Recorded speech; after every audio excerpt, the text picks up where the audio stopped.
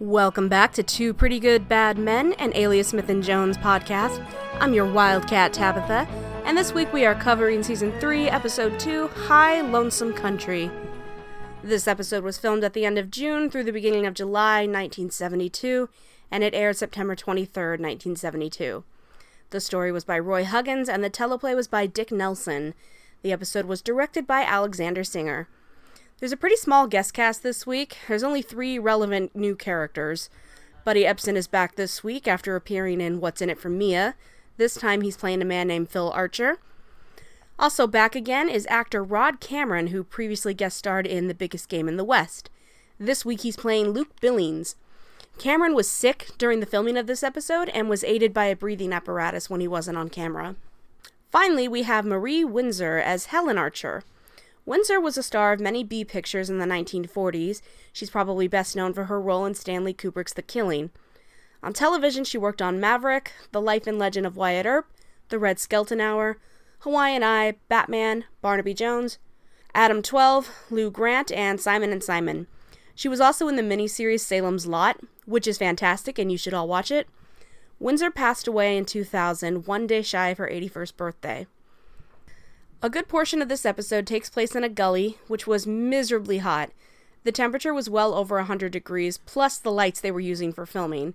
Still, Roger believes that was some of his and Ben's best moments together. He said, quote, "I think that Ben and I had some really wonderful moments in Smith & Jones. Nobody ever talks about them much, but In That Ditch was one of them. I know it. And there were others." End quote. Is he right? Let's find out. We have a sneak peek, which sucks. It starts with some stock footage of a mountain lion left over from the 5th victim, and the boys are tracking it. Then the cat pounces on the kid. They wrestle and Hayes can't get a clean shot at it. Will Kid Curry get eaten by a mountain lion? We'll find out after the credits. At some point. Rewind to the boys riding into a new town and heading straight for the saloon. They're playing poker, and apparently this is one of the times that Kid is allowed to play too, with a man named Phil Archer. They strike up a conversation with him, and he asks what it is they do for a living. Kid says that they're trappers. And Archer is like, what are the odds? I'm here to hire some trappers. Good job, Kid. I don't know why they couldn't have just made up an excuse and bailed, but they go along with Archer anyway to his land. Archer leads and the boys follow in a wagon. Kid's annoyed with the situation, but Hayes reminds him that it was him who got them into this situation. He goes on to tell the kid that unless the conversation is about guns, just let him do the talking. Kid wants to know why, if Hayes is so smart, didn't he talk their way out of it? And then Hayes is like, because if we had just rode out of town, Archer would have gone straight to the sheriff. Why would he do that? Why wouldn't he just assume that they don't want to work for him? That they're lazy, unreliable, anything? Why would he assume they're criminals? They could have easily gotten out of this, but then I guess we wouldn't have an episode. Besides, they've worked as trappers before. Before the plot kicked in The 5th Victim, once again, they were hunting big cats. Also, apparently Kid spent a lot of money on new traps, and he thinks they can resell them for good money when they're done with them. Yeah, but not as much as you spent on them. That's how resell works. Anyway, they ride up to the Archer house to meet his wife Helen, who immediately recognizes the kid. They show brief flashes of the kid with a mustache in a courtroom, so this must have been from the posse that wouldn't quit. She wastes no time in telling Archer who they really are once they're alone. Archer gets all excited because that means they've got $20,000 coming to them. Helen asks what he's going to do. For now, he's just going to let them do what he hired them to do. He also tells her not to tell any of their ranch hands because he doesn't want to split $20,000 8 ways. Okay, nice. The boys set up their traps, totally unaware of what's going on down at the house, and they bicker some more while they work. Back with Archer, Luke Billings rides up to the house wearing a ton of fur. He's also there about the trapping job. Well, unfortunately that job's taken, but Archer thinks he can use him for something else. Maybe hunting the most dangerous game of all? He invites him in for a drink. Meanwhile, the boys are still working, and Kid is concerned about the way Helen was looking at him, like she may have been scared of him. Hayes dismisses this as the kid just being spooked from being on the run so long. Back with the Archers, Billings is smoking the biggest cigar I've ever seen in my life. We get it, dude, you're gay. Anyway, Archer says he has a job for Billings that will pay $3,000. Billings says, "That's a lot of money, so you must mean I'm hunting for men." And Archer says, yeah, he's got Kid Curry and Hannibal Hayes working on his ranch up in the foothills. Billings seemingly turns down the job, telling Archer that he doesn't hire out to hunt men. But then he totally unsuspiciously is like, "So they're up there, you say? That way? In those hills? Okay, see you later." Inside, Helen confronts her husband, ashamed that he would try and have the boys killed. She argues that they may be wanted, but they're not killers, therefore shouldn't be killed. And Archer's like, "But the money! Bro, we all want $20,000, but you just can't go around hiring hitmen to get it." That night, the boys make camp. They hear a mountain lion nearby and grab their guns. They spot it, and Kid manages to wound it, but it runs off. Hayes tells him to just come back to camp, they'll never find it in the dark. The next morning, they set about tracking it down again, and we get some more stock footage of the kitty cat screaming at the camera. Meanwhile, Billings is riding up into the hills, and we get stock footage of a bunch of animals running away from him like he's this terrifying force of nature. You know what it reminds me of? It reminds me of the tracker biker dude from Raising Arizona. This is like an Old West version of that guy. There's lots of low angles, and the camera follows the boys around almost from the ground. It's kind of cool and different for this show, and I like it. Hayes complains that Kid didn't hit that cat very well. Rude. And we've already established that Kid isn't that good with a rifle. He works with handguns. And we're back to the sneak peek with Kid getting attacked. I'm not gonna lie, it doesn't look great. I mean, sometimes it's okay, but in a lot of shots you can tell that Ben is just wrestling with a dummy. Eventually, Hayes gets an opening and shoots the cat dead. The shot alerts Billings to their location, and as soon as the boys start heading back, he fires at Kid, shooting the hat right off of his head. They scramble to duck behind a boulder, and Kid immediately deduces that Archer must have hired somebody to kill them, and he knows this based on the single shot that was fired. I know he's the gun whisperer, but come on. They agree that they need to split up and work their way separately to the wagon and then get out of the area. Billings stalks them through the woods for a while, and I still like the way the camera follows them. It's handheld, so it really makes it look like someone's right behind them. Hayes makes it to a clearing but is shot. Kid hears this and turns back. He gets his pistol out and turns the tables on Billings and begins stalking him. He manages to get the jump on him and disarms him. That's my boy. He tells them they're going to go and check and see if Hayes is still alive. He shoots at Billings' feet to make him move faster. They make it over to Hayes, and he orders Billings to check out the wound. Billings says that he's gonna live. The bullet hit him in the shoulder blade.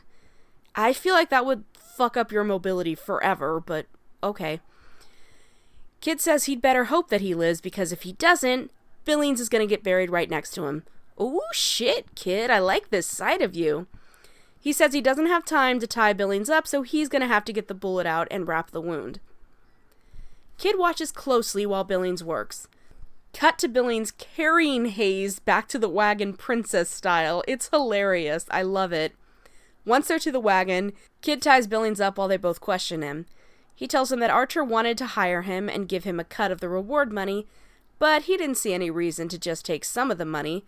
After all, if he's doing all the work, he deserves all the money. You know, there's a logic to that. They tell him they're going to leave him tied up in the wagon, and they'll tell Mrs. Archer on their way out of the area where he is. Kid asks if Hayes can ride. He says he can, so they leave Billings and head back to the Archer house. The boys bust in on the couple after it gets dark. They're understandably pretty pissed about the whole hired killer thing. They tell Helen where Billings is, just like they promised, and Archer wants to know what they're going to do with them.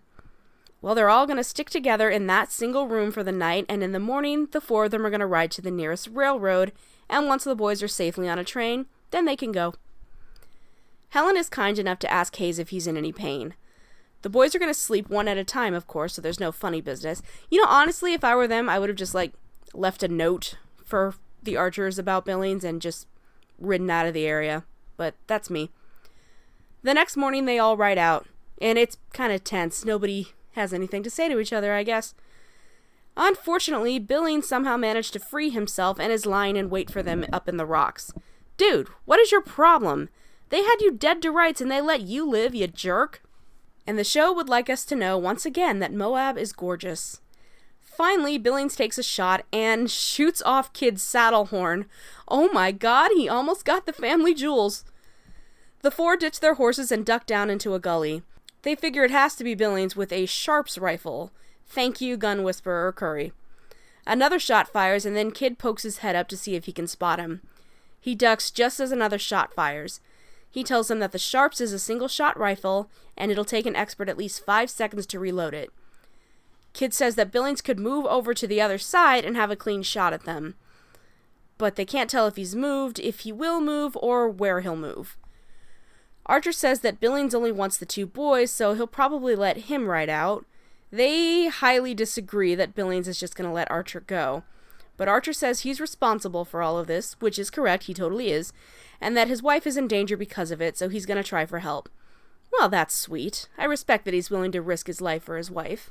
He says maybe if the boys try and shoot at him while he's going for his horse, it might confuse Billings enough to let him go. Again, they think this is a bad idea, but Archer's going to go for it either way. Kid says fine, but he's going to have to shoot the hat off of his head. That's the only way Billings will believe they're really trying to hit him.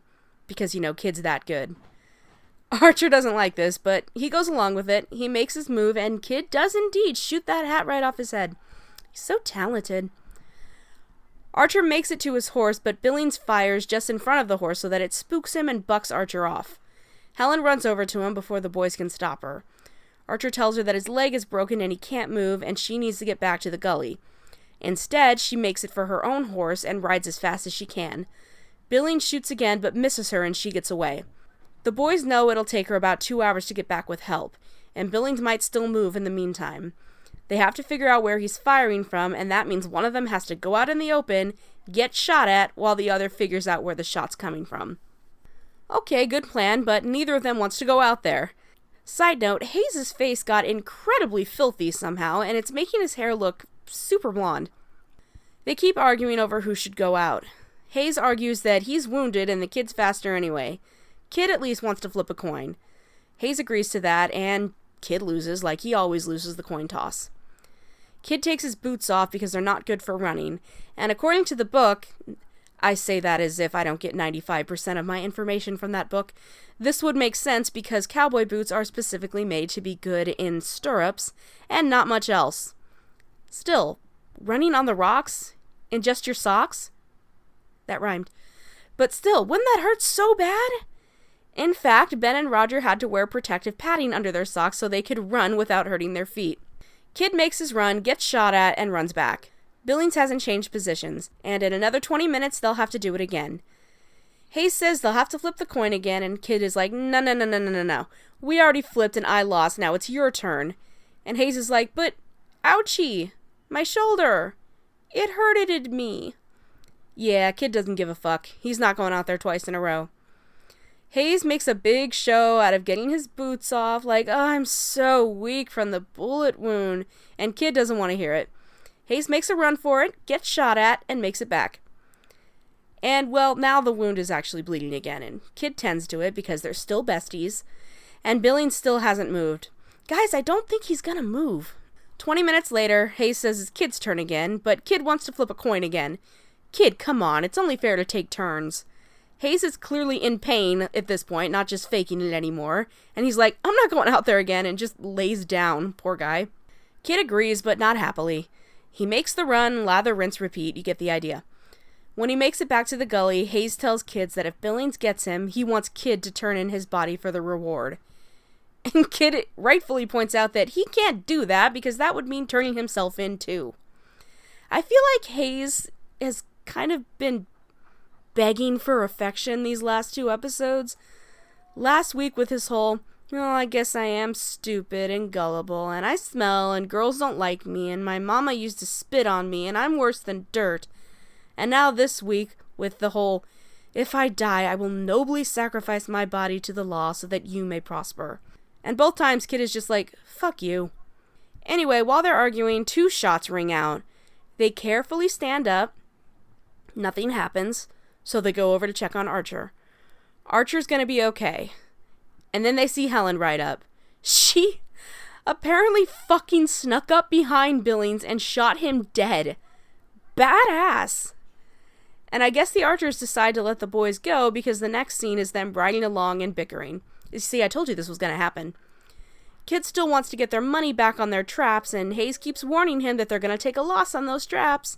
And he's right.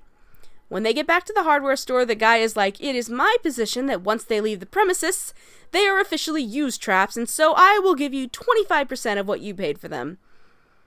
And we pull out with the kid arguing with the man and Hayes just watching. The end.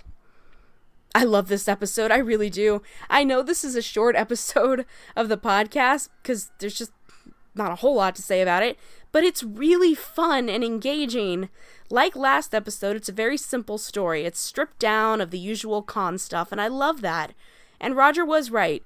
The stuff between him and Ben in the gully is great. In fact, I think all the stuff between Roger and Ben is great this week. Good chemistry and good timing, it all works. I love seeing Kid's really angry and protective side come out after Hayes gets shot. I totally believe he'd have killed Billings if Hayes had died. The line of the episode goes to the kid when they're arguing about who's going to go play decoy next. Quote, "Alright, I got an idea. Let's flip to see whether we flip again." End quote. And the episode goes to the kid for getting the drop on Billings and for figuring out basically everything. He was really in his element here, and I loved him. Next time on Alias Smith & Jones, it's the thrilling conclusion to the McGreedy-Armendariz feud. Research for this podcast comes mainly from the wonderful book Alias Smith & Jones, The Story of Two Pretty Good Bad Men by Sandra K. Segala and Joanne M. Bagwell. Thanks for listening.